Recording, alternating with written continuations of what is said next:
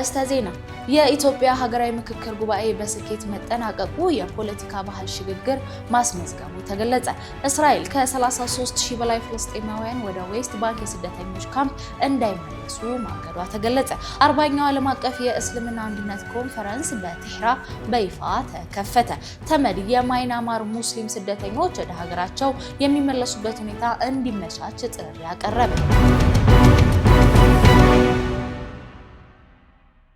ፕሮፐርቲስ ለመኖሪያ ምቹ በሆነችው ሳር ቤት ላይ ከአደም ህንፃ አጠገብ እንደዚሁም ደግሞ ቡልጋሪያ ላይ ከአልነጃሺ መስጊድ ፊት ለፊት እጅግ ዘመናዊና ቅንጡ የሆኑ የመኖሪያ ቤቶችን ከባለ 1 መኝታ እስከ ባለ 3 መኝታ በተለያዩ የካሬ አማራጭ ያላቸውን ቤቶች በ20% ቅድመ ክፍያ እንደዚሁም 80%ቱን ያለምንም ወለድ ያለምንም ዋጋ ጭማሪ ከፍላችሁ የምትጨርሱበትን ያከፋፈል ሁኔታ አመቻችተን በሽያጭ ላይ እንገኛለን።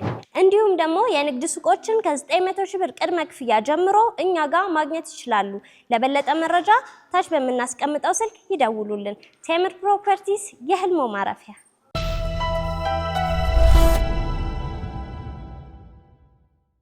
አሰላሙ አለይኩም ወራህመቱላሂ ወበረካቱ። የተከበራችሁ የነጃሽ ቲቪ ተመልካቾች የነጃሽ መረጃችን ጀምሯል። ከመረጃዎቹ ጋር ኢማም መሐመድ ነኝ። ቅዳሜ ወዳደረግነው መረጃ ስናመራ የኢትዮጵያ ሀገራዊ ምክክር ጉባኤ በስኬት መጠናቀቁ የፖለቲካ ባህል ሽግግር ማስመዝገቡ ተገለጸ። የኢትዮጵያ ሀገራዊ ምክክር ኮሚሽን 4000 ተሳታፊዎችን ያሳተፈና ታሪካዊ የተባለውን ሀገራዊ ምክክር ጉባኤ በስኬት ማጠናቀቁን አስታውቋል። ኮሚሽኑ ዛሬ በማህበራዊ ትስስር ገጹ የኢትዮጵያ ሀገራዊ ምክክር ጉዞ በወፍ በረር በሚል ርዕስ ባወጣው ሰፊ መግለጫ እንዳስታወቀው ይህ ጉባኤ በሀገሪቱ ለበርካታ ዘመናት ስትከተል የነበረውን አጥፊ የኃይል አማራጭ በማስቀረት ወደ ሰላማዊ ተቋም ማዕቀፍ ያሻገረ ነው ተገልጿል። እንደ ኢትዮጵያን አቆጣጠር ሐምሌ 8 ቀን 2018 በይፋ ተጀምሮ ነሐሴ 16 ቀን 2018 የተጠናቀቀው ይህ ጉባኤ የዜጎች ሐሳብ ከግጭት አዙሪት አውጥቶ በምስክርነት ወደሚፈታ የተግባር ምዕራፍ አድርሶታል። ሂደቱ ከሐሳብ ወደ ተቋም ለማሳደግ በተደረገው ጥረት ከወረዳ እስከ ፌደራል እንዲሁም ከውጪ ከሚኖሩ ኢትዮጵያውያን የተውጣጡ ሰፊ የማህበረሰብ ክፍሎችም ተሳትፈዋል። ኮሚሽኑ መግለጫው እንደሚያስረዳው የፖለቲካ ፓርቲዎች፣ የሲቪክ ማህበራት፣ አርሶ አደሮች፣ ሴቶች፣ ወጣቶችና በባህልና በሙያ የተገነቡ የህብረተሰብ ክፍሎች ሁሉን ያካበቱ ይህ አሰራር አሳታፊ የሆነ የማህበራዊ ውክልና ያረጋገጠ እንደሆነ ተገልጿል። የሀገራዊ ምክክር አጀንዳ ማሰባሰብ ሂደት ተቃዋሚ ወሰን የታሻገረና መላው ማህበረሰብን አቅም ያማከለ እንደነበር ተብራርቷል። የሙስሊም ተማሪዎች ሊግ በረሱል ሰለላሁ ዐለይሂ ወሰለም ስም ለ4 ቀናት የሚቆይ ሀገር አቀፍ የደም ልገሳ ዘመቻ በይፋ ተጀመረ። የሙስሊም ተማሪዎች ሊግ ፍቅርን በአደባባይ በሚል መርሃ ግብር በነብዩ መሐመድ ሰለላሁ ዐለይሂ ወሰለም የልደት ወር ረቢዕ ወር የእዝነት የበጎነት ጥሪ ለማሳየት ያለመ ሀገር አቀፍ የደም ልገሳ ዘመቻ በዛሬው ዕለት በይፋ አስጀምሯል። ማነው በረሱል ሰለላሁ ዐለይሂ ወሰለም ስም ደም የሚለግሰው በሚል መሪ ቃል ለ4 ተከታታይ ቀናት የሚቆየው በዚህ ዘመቻ በመላው ሀገሪቱ በሚገኙ 8 ዋና ዋና ከተሞች 5000 ዩኒት ደም ለማሰባሰብ ታቅዷል። በአዲስ አበባ ከተማ ህብረተሰቡ በቅርበት እንዲሳተፍ ለማስቻል በቤተል መገናኛ፣ ፒያሳ፣ ቃሊቲ፣ ጀሞ 1 እና መርካቶ በሚገኙ 6 የደም ልገሳ ሳይቶች አገልግሎት መስጠት ተጀምሯል። ሊጉ ደም መለገስ የአንድ ሰው ህይወትን ማዳን መላው የሰው ዘርን እንደ ማዳን ይቆጠራል የሚል እስላማዊ መርህ በተግባር ለማሳየት ያለመ መሆኑን ገልጾ ማንኛውም የማህበረሰብ ክፍል በዚህ የበጎ አድራጎት ስራ ላይ በንቃት እንዲሳተፍ ጥሪ አቅርቧል። በተጨማሪም ለዚህ ሀገራዊ የህይወት አድን ዘመቻ ስኬት ግለሰቦች፣ የመንግስት ተቋማት፣ የበጎ አድራጎት ድርጅት የሚመለከታቸው አካላት በየደረጃው አስፈላጊውን ድጋፍና ትብብር እንዲያደርጉ ጥሪ አስተላልፈዋል።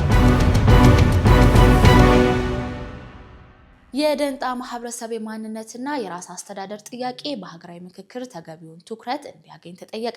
በማዕከላዊ ኢትዮጵያ ክልል ሀዲያ ዞን የሚገኘው የደንጣ ማህበረሰብ የሚያነሳው የማንነትና የራስ አስተዳደር ጥያቄ በኢትዮጵያ ሀገራዊ ምክክር ኮሚሽን የማጠቃለያ ሪፖርት ውስጥ ሊካተት እንደሚገባ ኡስታዝ አህመዲን ጀበል አሳሰቡ። ኡስታዝ አህመዲን በተጠናቀቀው ሀገራዊ ምክክር ጉባኤ ላይ የታዘቡትን መነሻ በማድረግ በማህበራዊ ትስስር ገጻቸው እንዳሰፈሩት የደንባጣ ማህበረሰብ ተወካይ ጥያቄያቸው ከቃለ ጉባኤ እንዳይርቅ በተለይም የምክክር እርከኖች ላይ ጠንካራ ትግል አድርገዋል።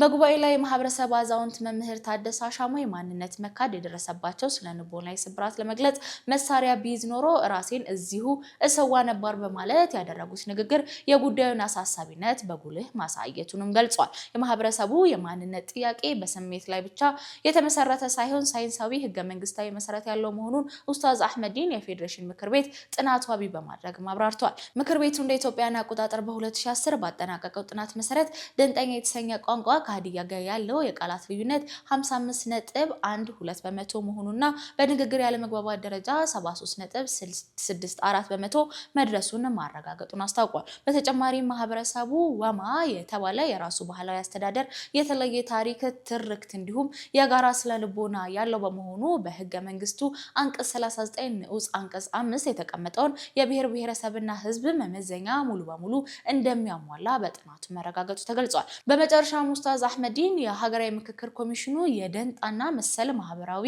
ጥያቄዎችን በሪፖርት እንዲካተት የፌዴሬሽን ምክር ቤትና የክልሉ መንግስት ለጥያቄው ህጋዊ ምላሽ እንዲሰጡ እንዲሁም መገናኛ ብዙሃን ድምጻቸው ላልተሰማ ማህበረሰቦች ትኩረት እንዲያደርጉ ጥሪያቸውን አስተላልፈዋል።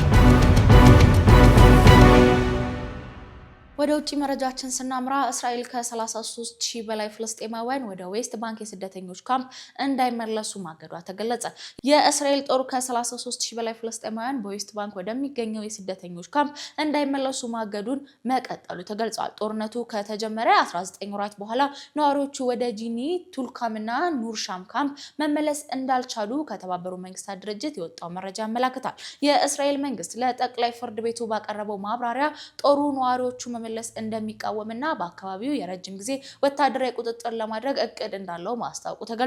ከዚህም በተጨማሪም ከፈረንጆቹ የኦስሎ ስምምነት ወዲህ ለመጀመሪያ ጊዜ የፍልስጤም ባለስልጣናት በሚያስተዳድሯቸው እንደ ጂኒ ባሉ አካባቢዎች አዳዲስ ቋሚ የጦር ሰፈሮችን እየገነቡ መገኘታቸውን ገልጸዋል።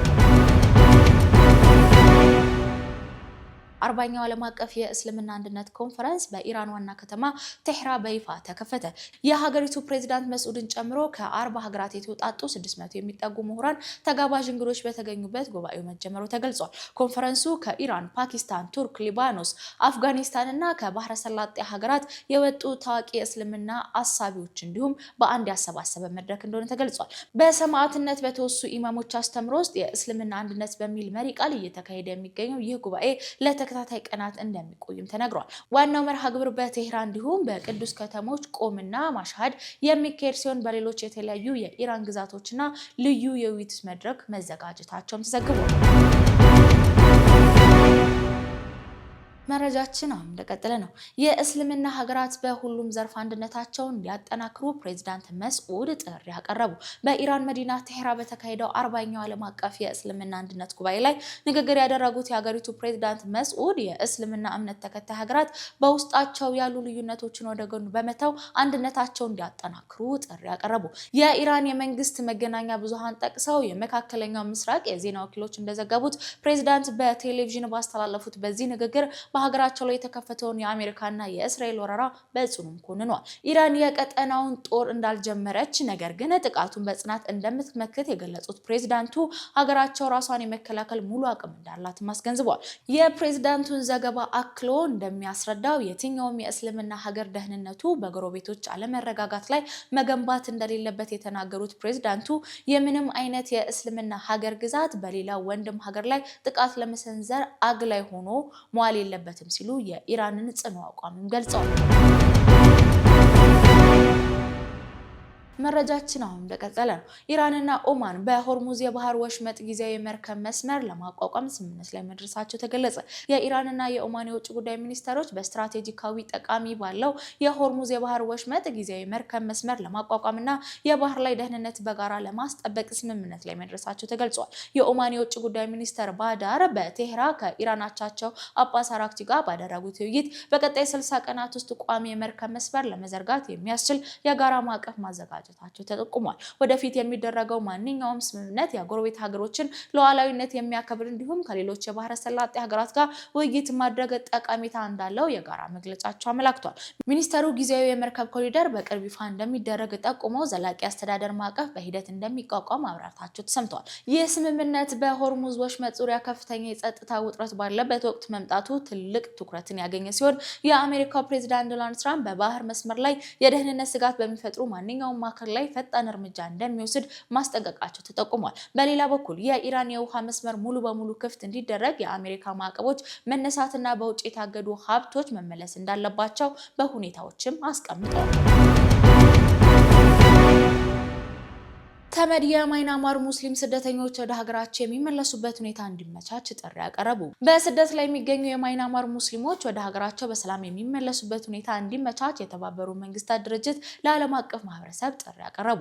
የድርጅቱ የስደተኞች ከፍተኛ ኮሚሽነር እንዳስታወቁት ከሆነ ከ9 ዓመታት የጅምላ መፈናቀል በኋላ 1.2 ሚሊዮን የሚጠጉ የማይናማር ሙስሊሞች በባንግላዴሽ ተጠልለው ይገኛሉ። ኮሚሽኑ በባንግላዴሽና ቀጠናው ከባድ ኃላፊነት እንደተሸከሙ ገልጸው እነዚህ ስደተኞች ፈቃደኝነት በደህንነትና በክብር ወደ ቀያቸው የሚመለሱበት መንገድ ሊመቻች እንደሚገባ ገልጿል። በሌላ በኩል የተመድ ዋና ጸሐፊ አንቶኒዮ ጉተሬስ በማይናማር ወታደራዊ አገዛዝ በሙስሊሞች ላይ የተፈጸመውን ዘግናኝ ወንጀልና የጅምላ መፈናቀል ተከትሎ ለተሰደዱ ዜጎች ዓለም አቀፍ ማህበረሰብ ትኩረት ሰጥቶ እርምጃ እንዲወስድ አሳስበዋል።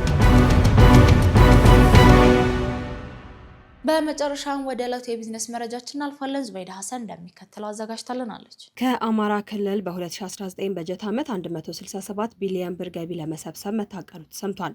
በተያዘው የ2019 በጀት ዓመት 167 ቢሊዮን ብር ገቢ ለመሰብሰብ ታቅዶ ወደ ተግባር መግባቱን የአማራ ክልል ገቢዎች ቢሮ ነው ያስታወቀው። በ2018 በጀት ዓመት ደግሞ 93 ቢሊዮን ብር ገቢ መሰብሰብ መቻሉም ተገልጿል። የአማራ ክልል ገቢዎች ቢሮ የግብር ትምህርት ኮሚሽነር ዳይሬክተር የሆኑት አቶ ታዘባቸው ጣሴ ክልሉ የገቢ አቅሙን ለማሳደግ ልዩ ትኩረት ሰጥቶ እየሰራ ይገኛል ብለዋል። በ2019 በጀት ዓመት ደግሞ 166.7 ቢሊዮን ብር ገቢ ለመሰብሰብ መታቀዱንም ለፕሬስ ድርጅት ገልጸዋል። አዲሱ የበጀት ዓመት ከተጀመረ ወዲህ በአጭር ጊዜ ውስጥ ከ7 ቢሊዮን ብር በላይ መሰብሰብ መቻሉንም ተናግረዋል።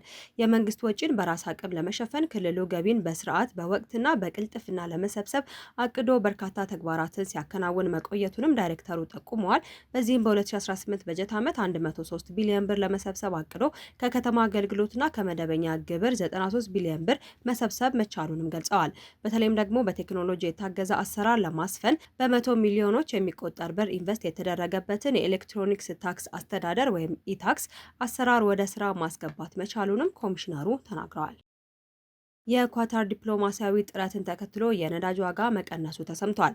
ኳታር በዩናይትድ ስቴትስና በኢራን መካከል የነበረውን ቀጥተኛና ተዘዋዋሪ የሰላም ውይይት እንደገና ለማስጀመር የምታደርገውን የዲፕሎማሲያዊ ጥረት አፋጥናለች ተብሏል። ይህንንም ተከትሎ በዓለም አቀፍ የነዳጅ ገበያ ላይ ለተከታታይ ቀናት የዋጋ መቀነስ መታየቱም ተዘግቧል። የኳታሩ ጠቅላይ ሚኒስተርና የውጭ ጉዳይ ሚኒስተር ከሁለቱ ወገኖች ጋር በመነጋገር የሆርሙዝ ሰርጥን እንደገና ለመክፈትና ግጭቱን ለማብረድ የሚያስችል የሰላም ሀሳብ ሰነድ ማዘጋጀታቸውን ማሰራጨታቸውም ተገልጿል።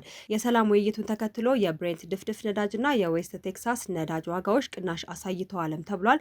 በዚህም የብሬንት ድፍድፍ ነዳጅ ዋጋ $87 ከ46 ሳንቲም ሆኖ ተመዝግቧል። የዌስት ቴክሳስ ነዳጅ ደግሞ $81 ከ83 ሳንቲም ሆኖም ተመዝግቧል። የአሜሪካ የብድር መጠን ለመጀመሪያ ጊዜ $40 ትሪሊዮን ማለፉ ተሰምቷል። የዩናይትድ ስቴትስ የፋይናንስ ሚኒስቴር ባወጣው የቅርብ ጊዜ መረጃ መሰረት የሀገሪቱ አጠቃላይ የብሔራዊ የብድር መጠን $40 ትሪሊዮን በላይ በማስመዝገብ ለታሪክ የመጀመሪያ ጊዜ ከፍተኛውን ደረጃ ይዟል ብሏል። ብድሩ ከ39 ትሪሊዮን ወደ $40 ትሪሊዮን ለማደግ ከ5 ወራት ያነሰ ጊዜ ውስጥ ብቻ ነው የወሰደበትም ነው የተባለው። ይህን ፍጥነት ከኮቪድ-19 ወረርሽኝ ውጪ በታሪክ ፈጣኑ እንደነበረም ዘገባው አመላክቷል። ቀጣይነት ያለው የፌዴሬሽን በጀት ጉድለት፣ የታክስ ቅነሳ፣ የኮቪድ-19 ወረርሽኝ ድጋፎች፣ የወታደራዊ ወጪዎች ማደግና ተያያዥ ምክንያቶች የብድሩ መጨመር ምክንያት ሆኖ ተመዝግቧልም ተብሏል። ይህም ከፍተኛ የብድር መጠን በረጅም ጊዜ ሂደት የዋጋ ንረትን እንደሚያባብስ፣ የቦንድ ገበያ ላይ ጫና እንደሚፈጥር እና በዜጎች ወደፊት የገበያ እድገት ላይ አሉታዊ ተጽዕኖ እንደሚያሳድርም ተንታኞች አስጠንቅቀዋል።